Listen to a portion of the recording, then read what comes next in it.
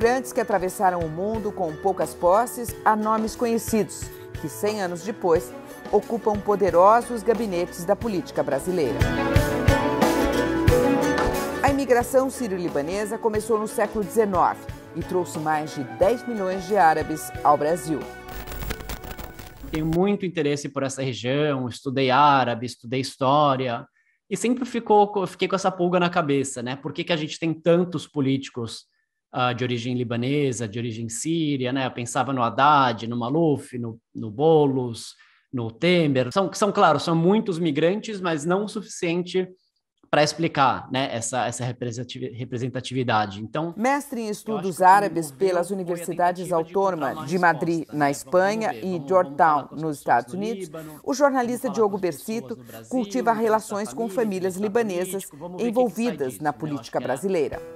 Na pesquisa para o livro, ele visitou as cidades de origem de alguns sobrenomes conhecidos em Brasília. Eles olham para essas pessoas com muito orgulho. Eu fui no vilarejo que chama Hadath, que fica ali num vale entre o Líbano e a Síria.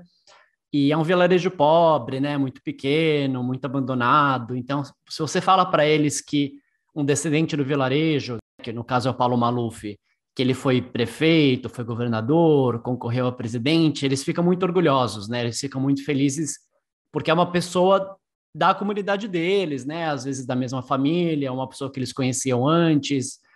Esse primo do Maluf, com quem eu conversei, por exemplo, é parente distante do Salim Farah Maluf, que era o pai do Maluf. Então fica uma coisa assim de um de nós, né? Um primo nosso chegou tão longe, né? E a mesma coisa no vilarejo da família do Temer, né? Do Michel Temer. Eles vêm de uma cidadezinha que chama Bitaabura, e a rua principal no vilarejo chama Rua Michel Temer, presidente do Brasil.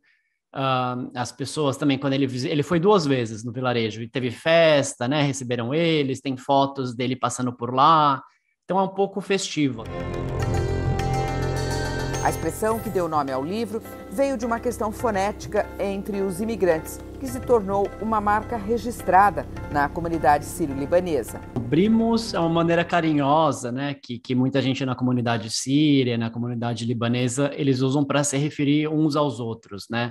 Porque quando eles chegaram lá no fim do século XIX, no começo do século XX, alguns deles tinham dificuldade para falar a letra P, né? Porque o som do P não existe no árabe.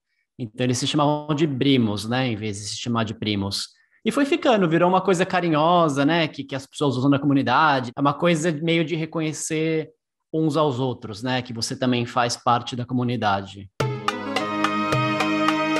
A viagem até o Brasil era uma forma de deixar para trás a pobreza no Oriente Médio em busca de prosperidade no continente americano. A gente tem que pensar o quão difícil era para alguém deixar a sua vila, né, suas plantações ali no Líbano, na Síria. É uma ruptura muito grande, né? Então muita gente passava fome, muita gente passava por situação de pobreza extrema.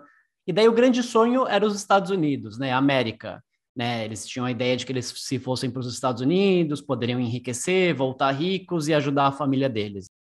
Mas um pouco no que eles chamavam de América, acabava entrando o continente inteiro, né? O Brasil também fazia parte dessa América que eles imaginavam, né? Do América, que eles falam em árabe, né? Então, muitos chegavam aqui ou porque tentaram ir para os Estados Unidos, não conseguiram e acharam que o Brasil era uma boa segunda opção. Tinha gente que chegava aqui enganado, né? Eles compravam o bilhete do barco a vapor e achavam que estava indo para Nova York, chegavam em Santos e decidiam ficar. A primeira leva de imigrantes aumentou o interesse dos sírio-libaneses pelo Brasil. Como às vezes um primo voltava para passar as férias no Líbano e voltava cheio de riquezas, cheio de presentes, e eles falavam, eu vou para o Brasil também, né? Eu já conheço alguém lá, já abro um negócio ali com meu outro primo, com o tio, vou trabalhar no armazém da minha tia, e ficava um pouco também, um chamava o outro.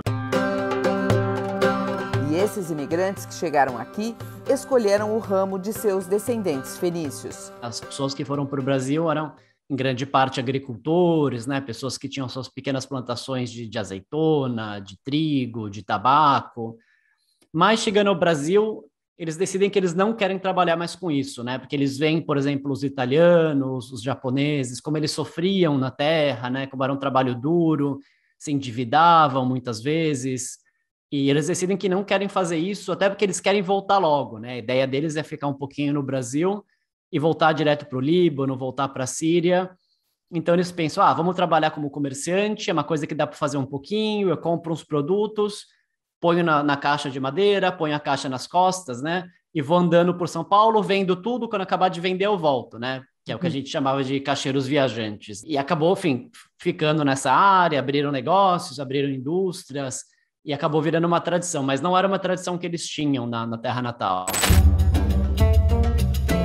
Mais de um século depois, algumas dessas famílias dominam as manchetes políticas e são responsáveis por instituições importantes aqui no Brasil. Então tem assim, desde Paulo Maluf, né, Temer, Kassab, Boulos, Jandira Fegali, Fernando Haddad, realmente para mostrar que os árabes chegaram em todos os cantos, né, da política, né, em diferentes partidos, com diferentes ideias. E tem assim, tem cristão, tem muçulmano, daí nos cristãos tem cristão maronita, ortodoxo, católico, druso, tem todo tipo, né? Isso nos políticos. Tem a política dos hospitais, né? O Sírio-Libanês, eu acho que é o grande exemplo, que é um hospital que trata de políticos, né? Todos os políticos passaram por lá. Primos, imigração sírio-libanesa no Brasil e seu caminho até a política, tem a publicação pela editora Fósforo, ilustrações de Nina Farcas e preço sugerido de R$ 75.